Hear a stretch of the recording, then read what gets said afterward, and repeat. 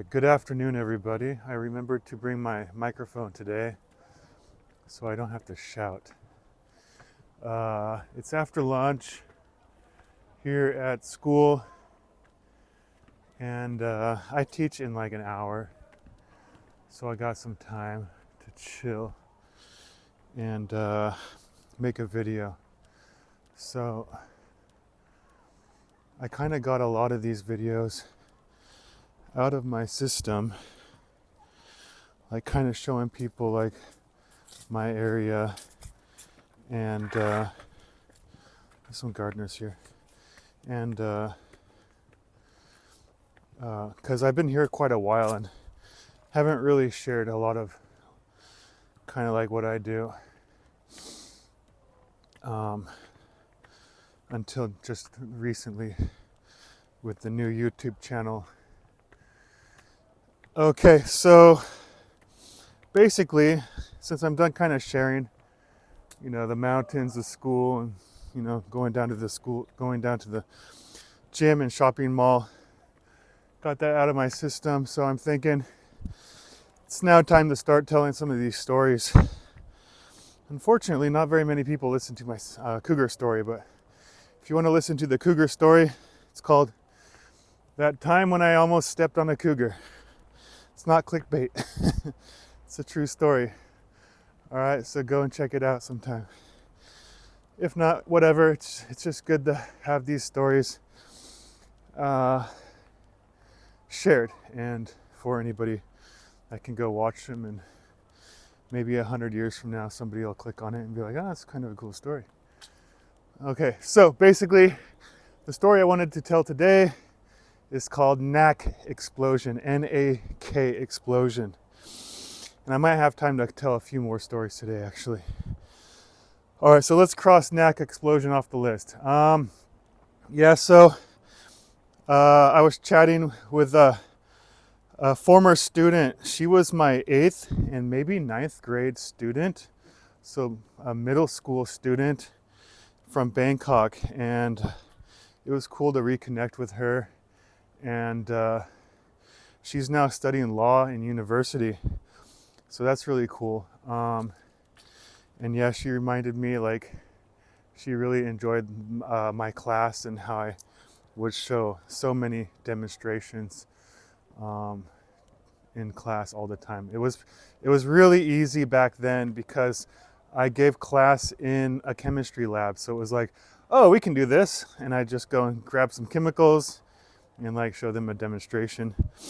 But here it's not that easy. You got to get the key to the chemistry lab, and just getting the kids there and back and organizing all the material. It's just logistically, it's just too much. It's a logistics nightmare here. So I don't do a lot of demonstrations. Sometimes I bring demonstrations to class, and I show a lot of video clips like of demonstrations online. It's just way more efficient. Okay, so which is fine because I kind of got the lab out of my system too. It's like it's kind of dangerous sometimes, and it's a mess. So it's okay. I'm over it. So no big deal. No big deal. It's not a big thing I miss. All right. So the NaK explosion. If you're a chemist, you know what NaK is. NaK. Sodium and potassium. Yes, so don't mix those, all right? It's not healthy. All right, so I took my chemistry class. They were year 8 students. They were all in their gowns. I was in my gown, and I brought like a bowl of water out. It's 100 degrees out in Bangkok, it's freaking 100 degrees out, 90% humidity, just hot as F. And so I was just demonstrating a few things, and so I had some sodium and I had some potassium, and I think first I tossed some potassium in the water, and it did its thing, like it fizzed and floated and lit up, burned with a yellow golden flame, and then it just fizzled out, and I was like, okay. And my students were pretty smart. They kind of backed off They were pretty far away. Like they knew, like they didn't know what I was doing, and they thought something was going to explode. I'm like, no, guys, come closer, come closer. This is okay. I'm just going to put potassium. I'm just going to put potassium in the bowl. And yeah, this, I still today, I wish I could tell you like for certain what exactly happened. But when after the sodium demonstration, I just tossed some sodium into the bowl of water. And then I tossed a pea-sized piece of potassium in the water. And it freaking exploded, like so loud that my ears were ringing, and my students were like, oh.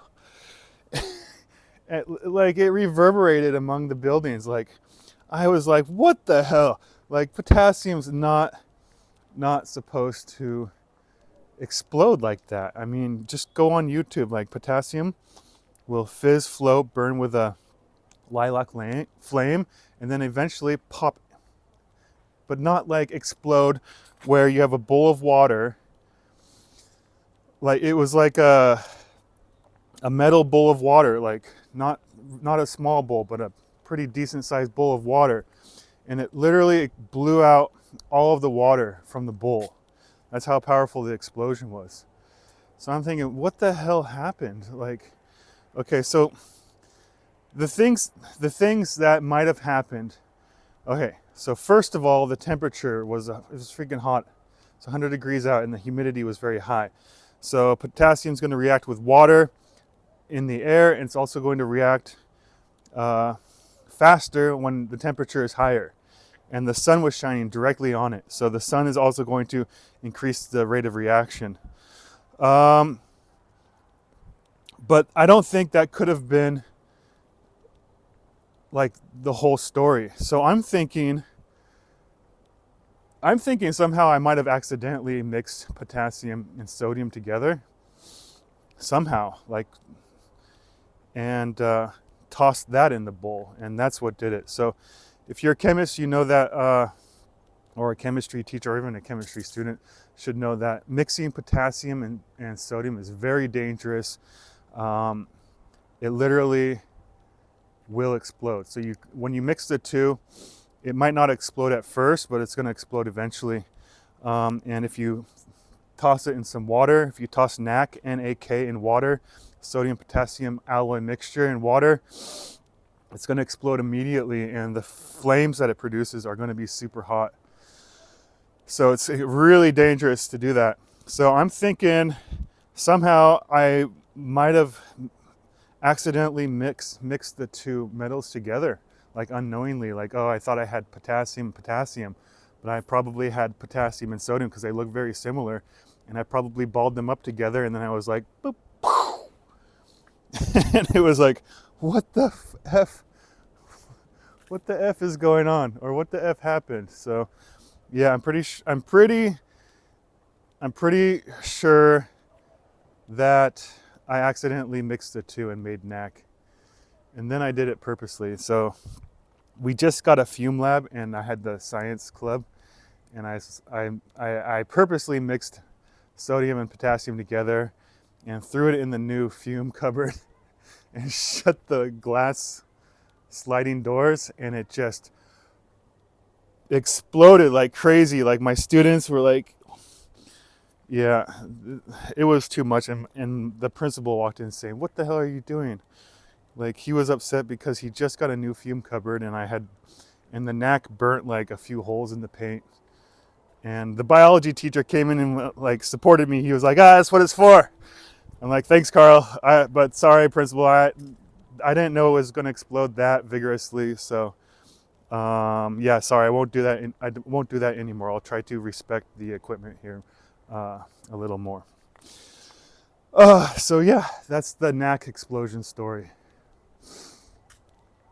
All right. Yeah, so the moral of the story, be careful with the sodium and potassium. Don't mix them together. And if you want to do it purposefully,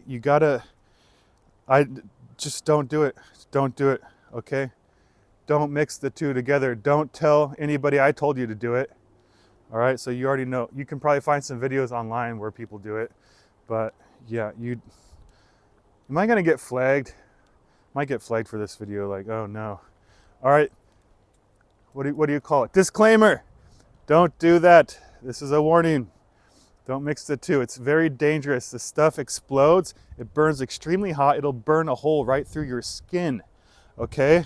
It burned a hole through the flame retardant paint on our new flame, or what do you call it? Not flame hood. Well, mine was a flame hood, but a fume hood, not a flame hood, a fume hood. It's also a flame hood, kind of. All right, so don't do it. All right, it's not good. It's not healthy. You can really injure yourself or somebody else, and it can be very loud too as well. So you could damage your ears. All right, that's NaK explosion.